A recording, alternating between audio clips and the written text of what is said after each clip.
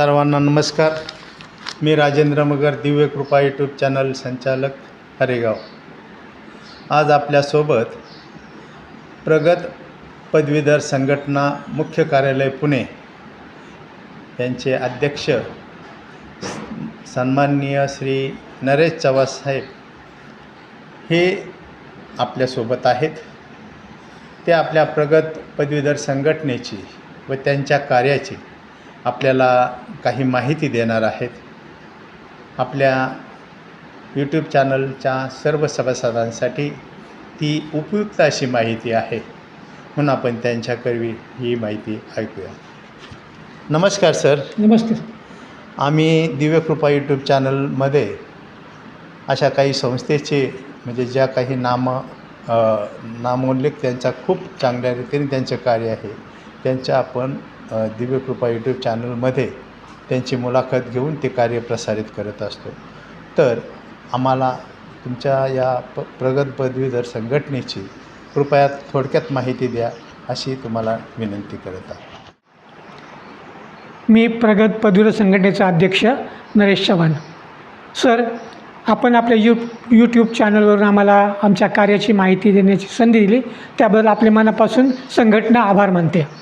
आमची संघटना गेले 50 वर्ष संपूर्ण महाराष्ट्रभर कार्य करीत आहेत. या संघटनेची सुरुवात स्वर्गीय फादर लेदरले यांनी सुरू केली आणि त्यांच्याबरोबर संस्थापक सदस्य GD Adhav sir, Waghmare sir, Pandit sir, Kamble sir आणि इतर या सर्वांनी ती सुरुवात केली. आणि सुरुवात करण्याचा संघटना सुरू करण्याचा मुख्य उद्देश की आपले महाराष्ट्रामध्ये कॅथलिक ख्रिस्ती समाजातले जे विद्यार्थिनी आहेत, शिक्षण घेत हायस्कूल लेवलवर, कॉलेज लेवलवर आणि पुढील शिक्षण जे घेतात त्यांना सर्व प्रकारचं सहकार्य करणं, मदत करणे, मार्गदर्शन हा हेतू आहे. आम्ही गेली 50 वर्ष वेगवेगळ्या ठिकाणी अहिल्यानगर जिल्ह्यामध्ये, पुण्यामध्ये, नाशिक, राहुरी, श्रीरामपूर अशा सर्व ठिकाणी आम्ही प्रत्यक्ष जाऊन काम करत असतो. मार्गदर्शन शिबिर घेतो, शैक्षणिक शिबिरे घेतो, करिअर गायडन्स घेतो. ही प्रक्रिया गेली 50 वर्ष सतत चालू आहे आणि यापुढेही चालू राहील. आणि जे विद्यार्थिनी आहेत, गरीब होतकरू यांना सर्व प्रकारची आर्थिक मदत, वह्या पुस्तकं वाटप, स्कॉलरशिप अशा माध्यमातून मदत केली जाते. आणि करिअर गायडन्समधून विद्यार्थ्यांना पुढील मोठमोठ्या क्षेत्रामध्ये प्रवेश करता येईल, काम करता येण्यासाठी तर हे संघटना कार्यरत असते. आणि असे विद्यार्थी तयार केले जातात, निवडले जातात आणि मग पुढे हा समाजासाठी एक अतिशय महत्त्वाचा दुवा ठरतो. आत्ताच मागील एक वर्षामध्ये जूनपासून अनेक कार्यक्रम घेण्यात आले. वधूवर मेळावे आम्ही घेतो स्नेहवर्धिनीतर्फे, करिअर गाईड घेतो. आमचे मुख्य मार्गदर्शक CM Salve sir, Borges sir, नंतर दोंदे सर, ही सर्व टीम पूर्णपणे स्वतःला झोकून दिलेल्या या कामामध्ये. आणि कुठल्याही प्रकारची जी आम्हाला मदत मिळते ती आम्हाला कुणीही देत नाही. आम्ही वैयक्तिकरित्या आमच्या खिशातून हे पैसे खर्च करतो. आम्ही पैसा खर्च करतो, वेळ दिला जातो, सर्व प्रकारचं. आणि यामध्ये आत्ता सध्याला सर्व सिनियर आहेत. सिनियर असले तर आम्ही अतिशय तरुण आहोत कामाच्या बाबतीत. आणि हे काम आम्ही सतत न थकता, कुठल्याही प्रकारची अपेक्षा न करता आम्ही हे काम करीत आहोत, यापुढेही करीत राहील. आणि फादर लेदरलेने हा लावला प्रगत पदवीधर संघटनेचा हा जो वृक्ष लावला आहे हा अजून वाढत आहे. आणि ग्रामीण भागात ठिकठिकाणी सर्व प्रकारचे आम्ही शिबिरं घेतो आणि वार्षिक शिबिर होत असतं दरवर्षी आमचं. तिथे आम्ही 2 दिवसाचं शिबिर घेतो. तिथे वेगवेगळ्या प्रकारचे विषय ठेवले जातात, वेगवेगळे चर्चासत्र घेतले जातात. आणि आमचे कायदेतनं आमच्याकडे बरेच वकील मंडळी आहेत, कायदेतज्ञ आहेत आणि सुशिक्षित आहेत सर्व. काही डॉक्टर्स आहेत, काही पोस्ट ग्रॅज्युएट आहेत आणि पदवीधर आहेत सर्व.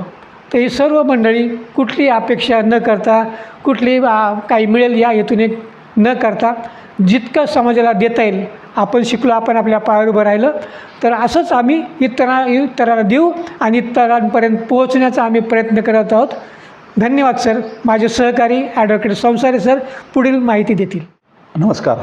आज रोजी मगर सर यांनी मला जी आपल्या लोकप्रिय जो यूट्यूब चॅनल आहे त्या चॅनलवरती मुलाखत देण्यासाठी आणि प्रगत पदवीधर संघटनेच्या कार्यावरती माहिती देण्यासाठी मला आज रोजी आमंत्रित केलं आहे. त्याबद्दल मी आपला सर्वांना धन्यवाद देतो आणि स्पेशली मगर सरांना धन्यवाद देतो की मगर सरांनी ह्या यूट्यूब चॅनलच्या माध्यमातून नगर जिल्ह्यामध्ये किंबहुना महाराष्ट्रामध्ये खूप चांगल्यापैकी एक लोकप्रिय यूट्यूब चॅनल चालू केलेलं आहे आणि ह्या यूट्यूब चॅनलच्या माध्यमातून ते त्यांच्या आजूबाजूच्या परिसरातली माहिती किंवा चर्चेसची माहिती खूप चांगल्या प्रकारे ते देतात. त्याबद्दल मी त्यांचे आभार मानतो.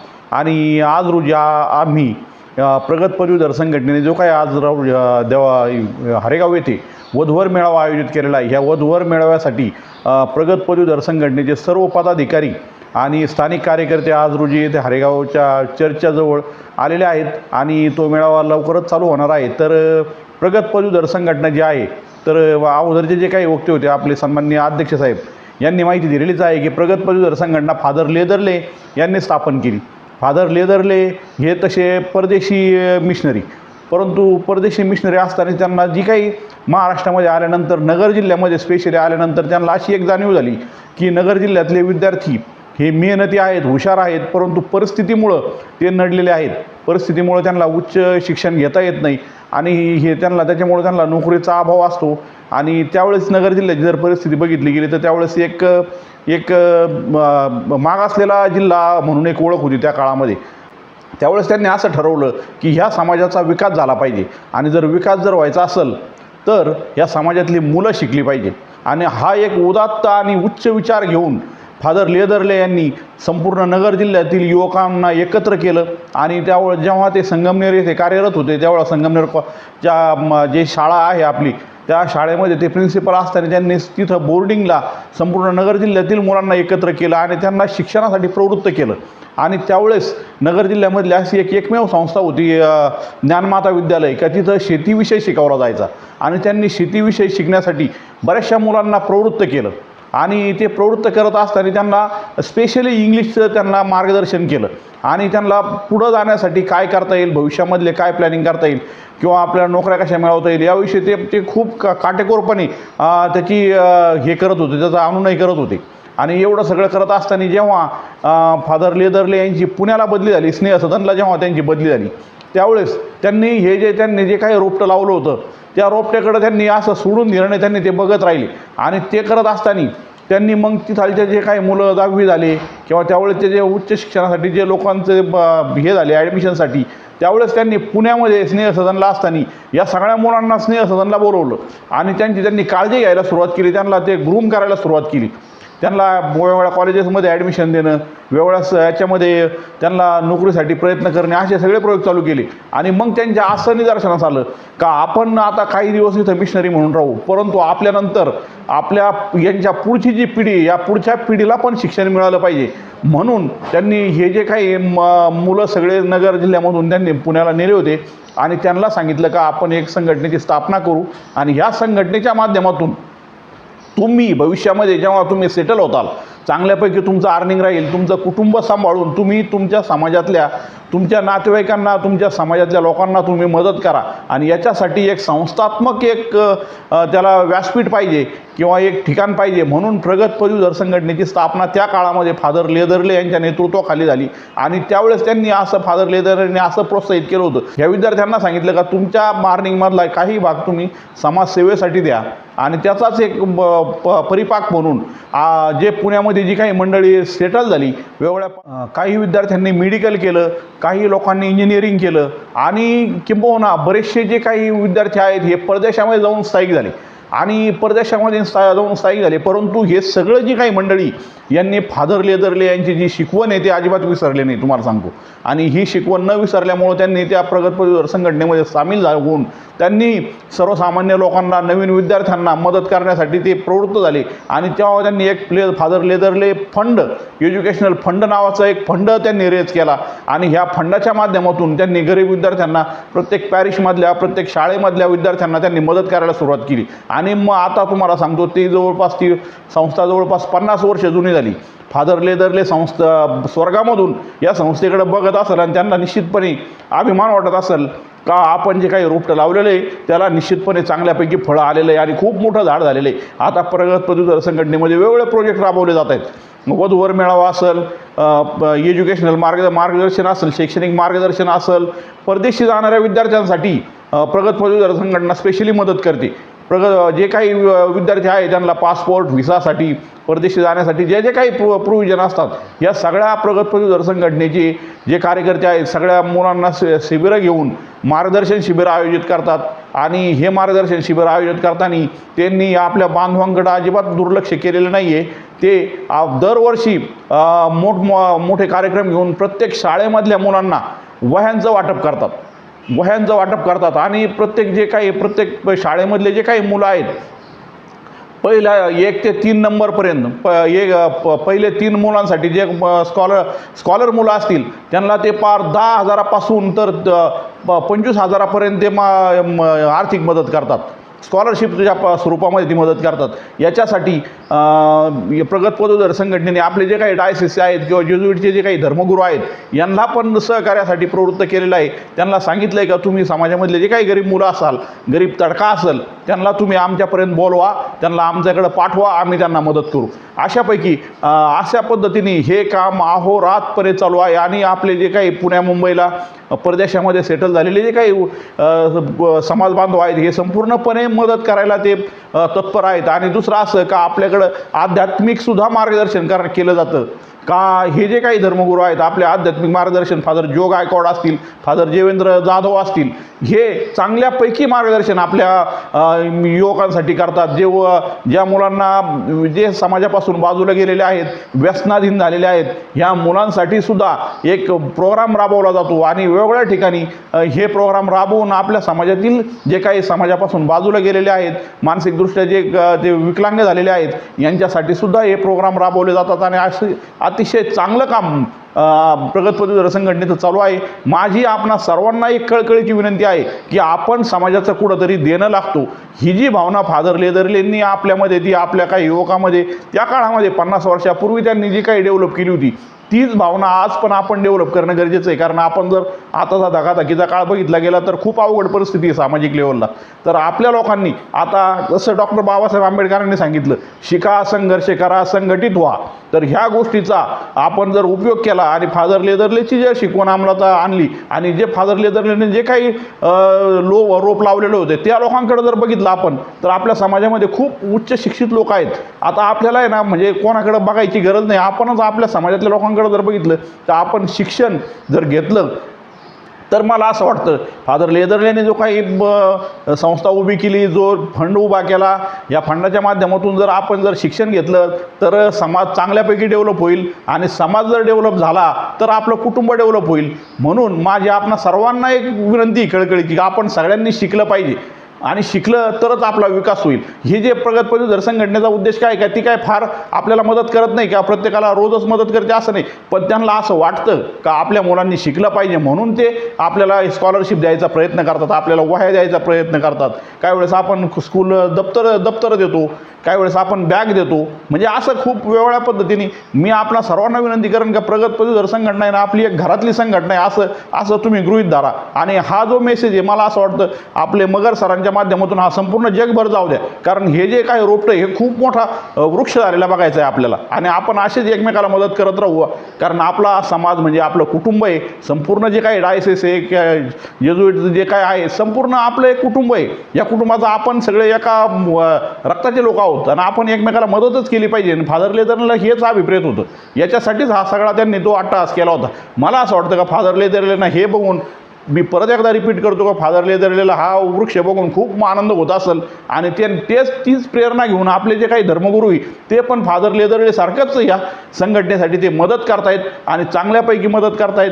म्हणून ह्या मुलाखतीच्या माध्यमातून मी मगर सरांना धन्यवाद देतो की त्यांनी माझी मुलाखत घेतली. मी ॲडव्होकेट संसार आहे, त्यांनी अगोदरच तुमचा माझा परिचय करून दिला आणि त्याबद्दल मी परत एकदा त्यांचे धन्यवाद देतो त्यांना. आणि आपल्या सर्वांना शुभेच्छा देऊन थांबतो. तर आपल्या यूट्यूब चॅनलमध्ये, दिव्यकृपा यूट्यूब चॅनलमध्ये हे होते ॲडव्होकेट प्रकाश संसारे साहेब. हे ज्येष्ठ कायदेतज्ञ आहेत व प्रगत पदवीधर संघटनेचे ते मार्गदर्शक असे आहेत. आणि खरोखर त्यांनी आपल्याला फार उद्बोधक आणि उपयुक्त अशी माहिती दिलेली आहे का ज्याद्वारे खरोखर आपल्याला या संस्थेचं कार्य माहिती पडलेलं आहे.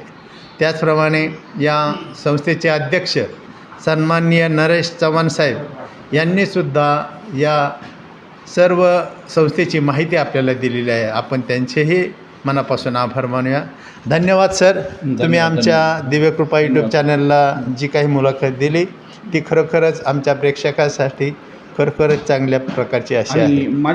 माझी एक विनंती राहील प्रेक्षकांना का मगर सरांनी जो काही यूट्यूब चॅनल चालू केलेला आहे, मला असं वाटतं का आपण सर्वजण या यूट्यूब चॅनलला लाईक करा आणि सबस्क्राईब करा, कारण हा एक आपल्या कुटुंबातलाच एक चॅनल आहे. म्हणून आपल्या सगळ्या मित्रांना, आपल्या नातेवाईकांना, आपल्या परिचित लोकांना हा जो सरांनी चॅनल चालू केलेला आहे सबस्क्राईब करण्यासाठी प्रोत्साहित करा, एवढी मी विनंती करतो. धन्यवाद सर.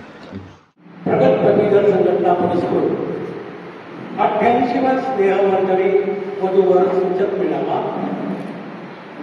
संत तेरेदार चर्च माऊली भक्ती स्थान हरिगाव दिनांक 26 एप्रिल 2026 या ठिकाणी आज आपण करत आहोत. त्या प्रित्यर्थ या ठिकाणी उपस्थित सर्व मान्यवर आपले धर्मगुरुपणा आणि इतर सर्व मान्यवर प्रगत पदवीधर संघटनेचे आणि सर्व पालक बंधू भगिनी आणि आरेगाव कमिटीचे मेंबर्स या सर्वांचं या ठिकाणी सहर्ष स्वागतम शुभ स्वागतम.